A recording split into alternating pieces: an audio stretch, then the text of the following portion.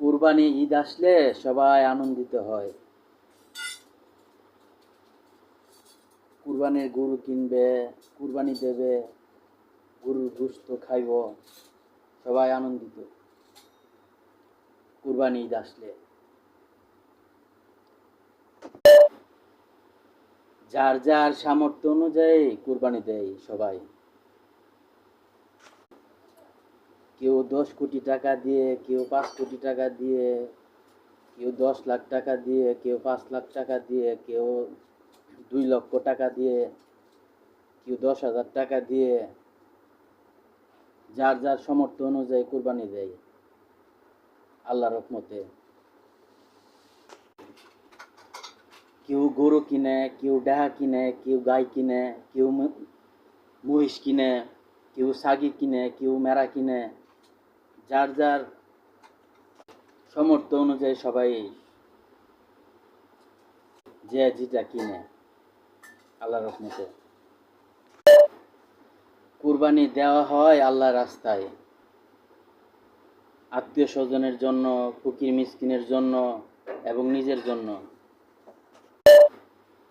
কেউ একলা কুরবানি দেন, কেউ শরীকে কুরবানি দেন, যার যার সামর্থ্য অনুযায়ী, তৌফিক অনুযায়ী কুরবানি দেন। আমার নিজের পরিবার কুরবানির গরু আনছি 80,000 টাকা দিয়ে। গরু কুরবানি দিয়ে যার যার ভাগ বন্টক হয়।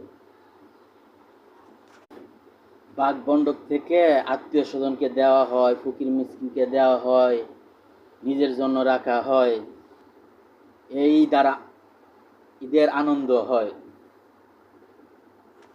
কেউ 50 বছর ধরে কুরবানি দিতেছে, কেউ 40 বছর ধরে কুরবানি দিতেছে, কেউ 30 বছর ধরে কুরবানি দিতেছে, কেউ 20 বছর ধরে কুরবানি দিতেছে, কেউ 15 বছর ধরে কুরবানি দিতেছে, কেউ 10 বছর ধরে কুরবানি দিতেছে, কেউ 5 বছর ধরে কুরবানি দিতেছে, কেউ 2 বছর ধরে কুরবানি দিতেছে, কেউ 1 বছর ধরে কুরবানি দিতেছে। আল্লাহর রহমত এগুলা। যাদের সামর্থ্য নাই, গরিব মানুষ, তারা কি আর কুরবানি দিতে পারবে? তাদের তো কুরবানি ভাগ্যে নাই।